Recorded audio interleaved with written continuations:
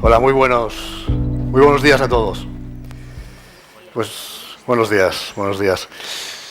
Pues sí, soy Javier Pladevall y ahora mismo director general de Volkswagen Group Retail, que es la división de retail del grupo Volkswagen aquí en España.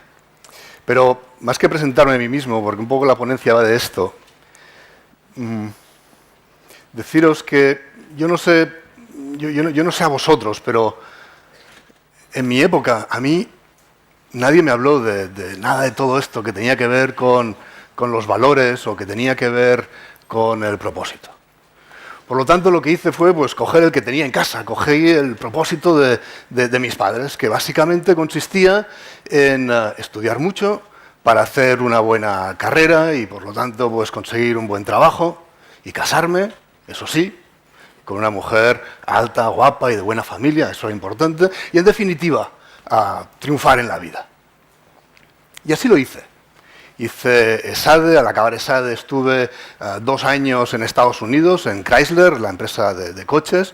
Más tarde estuve 4 años yendo y viniendo a la India montando la fábrica del chicle Boomer. No sé si a algunos os suena el chicle Boomer, pues estuve ahí montando la fábrica del chicle Boomer. A los 32 años me casé, efectivamente, con una mujer alta, guapa y de buena familia, importante. Y luego, cuando ya regresé de nuevo a Barcelona, aquí a España, pues volví al sector del automóvil de la mano de General Motors, con lo cual pues, tuve la oportunidad de estar aquí en Figueruelas bastantes veces. Y al cabo de 3 años, pues me incorporé al grupo Volkswagen como, en ese momento, director nacional de ventas o director comercial de Volkswagen España. Y luego, más tarde, ya en el 2009, pues cogí la dirección general que todavía hoy tengo. Y en el 2011 me divorcié de esa mujer. Y os cuento todo esto porque a los pocos años de haberme incorporado en Volkswagen, cuando todo parecía que estaba funcionando a la perfección, que estaba realmente consiguiendo ese propósito, de repente hubo algo ahí que empezaba a chirriar. Había algo que se me estaba moviendo. Recuerdo incluso casi el día en que ocurrió. Fue como una especie de punto de inflexión. En aquel momento no fui muy consciente, pero empecé con una búsqueda. No sabía muy bien qué es lo que estaba buscando, pero era evidente que había algo que me estaba faltando.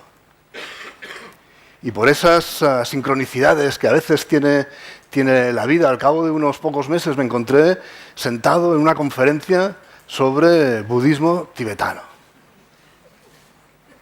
Y algo hubo ahí. Algo encontré ahí que realmente me resonó de una forma muy potente, intensa y diferente. Porque lo cierto es que enseguida tuve esa necesidad de empezar a aprender más sobre qué tenía que darme esa filosofía. Y sobre todo empecé enseguida a practicar mindfulness, a practicar la meditación y a integrarla en mi vida, cosa que a día de hoy pues, todavía tengo totalmente integrado. Y supongo que es difícil distinguir lo que haces como persona de lo que haces como profesional, porque lo cierto es que al cabo de unos pocos meses me encontré intentando ver cómo podía integrar esos primeros conceptos que estaba adquiriendo sobre el budismo y cómo podía integrar esa práctica de la meditación en mi trabajo, para intentar ver cómo podía rellenar ese vacío que de alguna forma estaba sintiendo. Y así lo hice. 13 años más tarde os puedo decir que ha sido gracias a esta integración que he podido, en primer lugar, darle más sentido a mi trabajo y también hacer frente a este entorno, ¿no? de presión, de estrés, de una exigencia máxima que tenemos en todas nuestras organizaciones y que en la mía en particular desde hace algunos años es especialmente intensa. Y para poder, de alguna forma, compartir, ¿no? esta experiencia de crecimiento personal y profesional, he diseñado un modelo, que es este modelo que veis aquí, de las 5 conciencias, que es como un mapa de este trayecto que he recorrido. Y en este trayecto me he encontrado con los 3 conflictos a los que todos nos enfrentamos en todas nuestras organizaciones, que es el conflicto con la realidad de las cosas, porque nunca los resultados, nunca ocurre exactamente lo que yo quiero que ocurra. El conflicto con los demás, tremendo en cualquier organización, porque al final, incluso ni siendo el jefe, hacen lo que quiero, como quiero y cuando quiero. Importantísimo también el conflicto conmigo mismo, porque nunca estoy completamente satisfecho ni con mi trabajo, ni con mi vida. Y el modelo parte de la premisa, de la base, que en modo, digamos que por defecto, hago frente a estos tres conflictos en modo piloto automático. Piloto automático quiere decir que la que manda es mi mente. Y esto es un problema. Porque mi mente, que es hiperactiva, que está continuamente yendo de aquí para allá, ahora me fijo en esto y luego me fijo en lo otro, que está en el futuro y se va al pasado y del pasado otra vez al futuro y del futuro otra vez al pasado. Mi mente, que nunca para, toma las decisiones ante cualquier estímulo de forma absolutamente reactiva en base a estos patrones, en base a estos filtros que he ido adquiriendo a lo largo de mi vida. Por lo tanto, el objetivo del modelo es poder pasar de este círculo de conflicto, en modo automático, pasar a este otro círculo de mucha mayor conciencia. Y la forma que he encontrado para poder pasar de uno al otro ha sido precisamente con estas 5 conciencias, que si las veis son 5 conceptos aparentemente obvios, pero la verdad es que cuando he sido capaz de interiorizarlos, cuando he sido capaz de realmente integrarlos en mi comportamiento, han sido auténticas palancas que me han permitido pasar de este modo de piloto automático a un modo de mucha mayor conciencia para cada uno de estos 3 conflictos. Como que no tenemos tiempo de poder entrar en detalle en el modelo en general, lo que sí quiero hoy es compartir con vosotros las 3 ideas básicas sobre las cuales he podido construir este modelo. Y la primera es aceptación. A medida que he ido practicando la meditación, la mindfulness, y de forma más regular y de forma más sostenida, de alguna forma me he habituado a vivir más el presente y por lo tanto me he ido haciendo más consciente de esas sensaciones. Y me he dado cuenta de que en ese estrés tremendo que estaba sufriendo con mi trabajo, venía fundamentalmente por ese miedo a no cumplir con las expectativas que otros habían puesto sobre mí. Pero antes de llegar a este punto, digamos, de conciencia, la verdad es que lo sufrí muchísimo.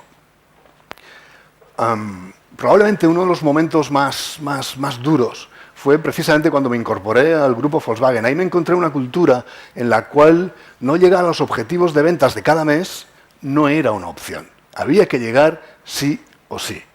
Pero es que además me encontré con un presidente en aquel momento que nos ponía mucha presión a todos, pero a mí en particular, de tal forma que cada día podía ser mi último día de trabajo en Volkswagen.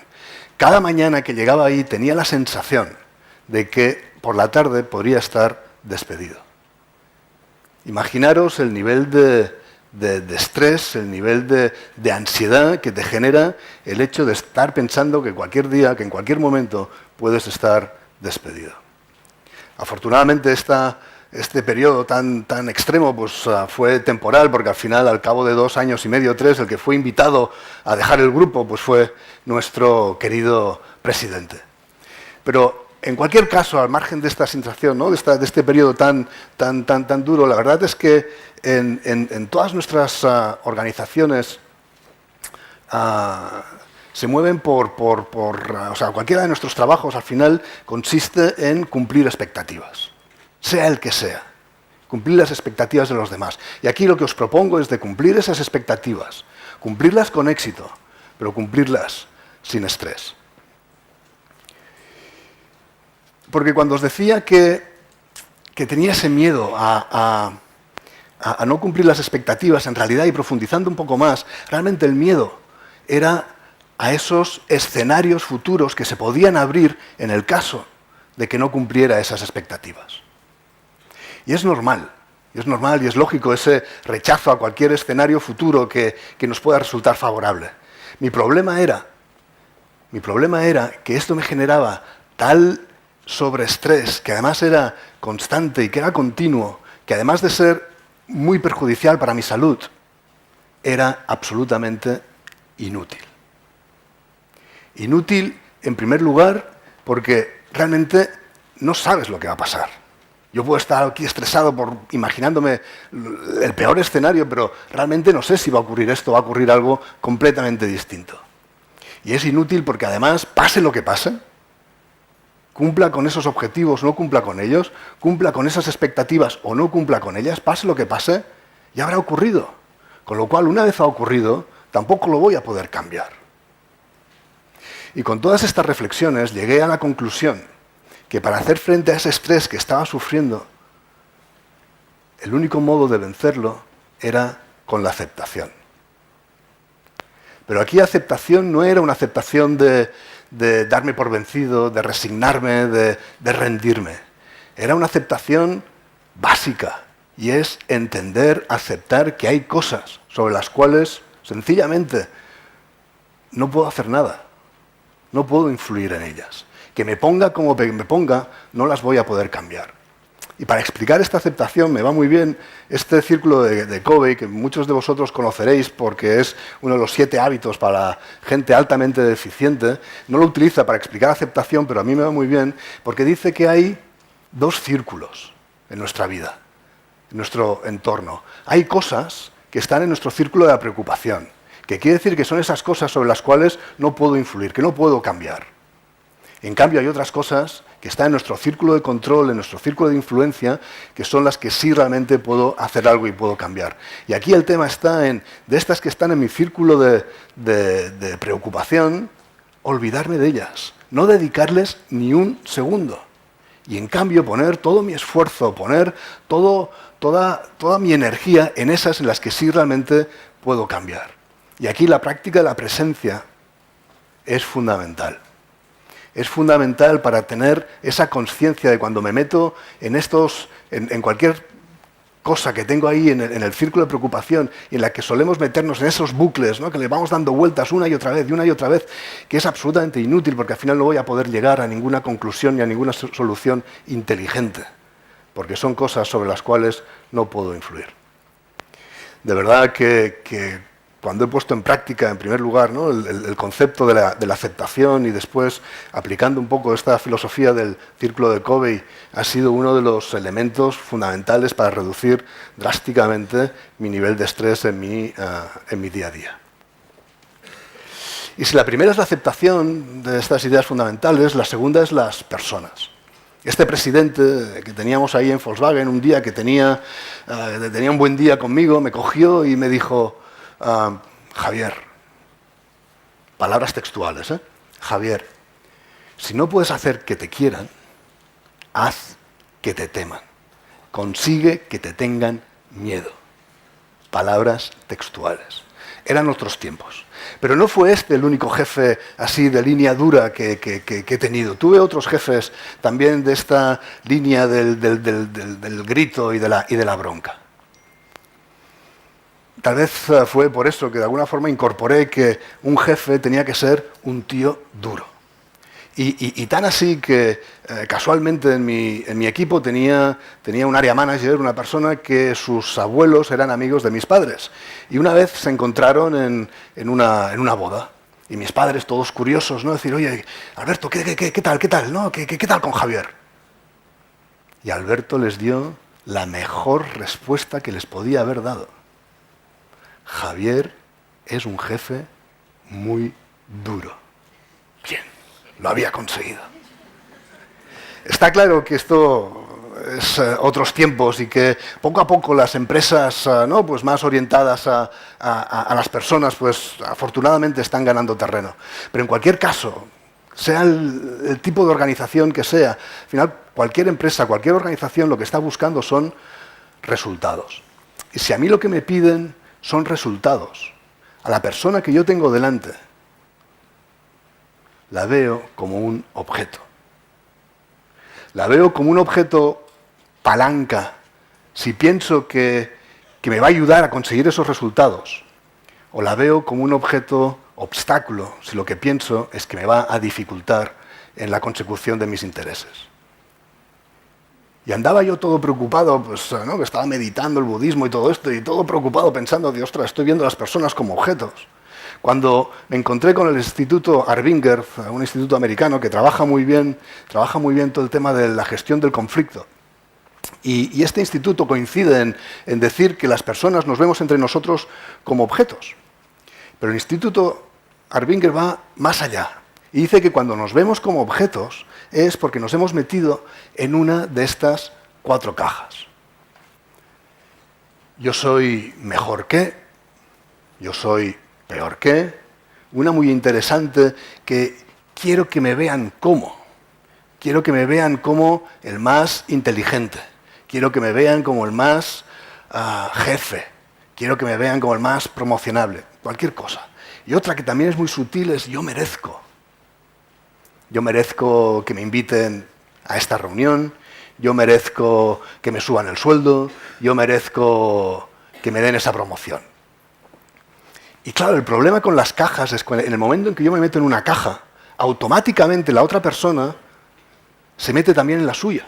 Y claro, de caja a caja es imposible generar realmente relaciones potentes, relaciones ricas, relaciones auténticas y relaciones efectivas, ni para la organización ni para nosotros. Con lo cual el objetivo de esto, y aquí es fundamental también tener la presencia para en el momento, porque el objetivo es salirme de la caja, porque en el momento que yo me salgo cambia de forma automática también la conducta de la otra persona. Y aquí es fundamental la práctica de mindfulness, de la presencia, para ser consciente cuando me he metido en una caja y ser capaz de salirme de ella. Os puedo decir que en el momento que he empezado a salir de la caja, el tipo de relaciones que he ido generando no tienen nada que ver.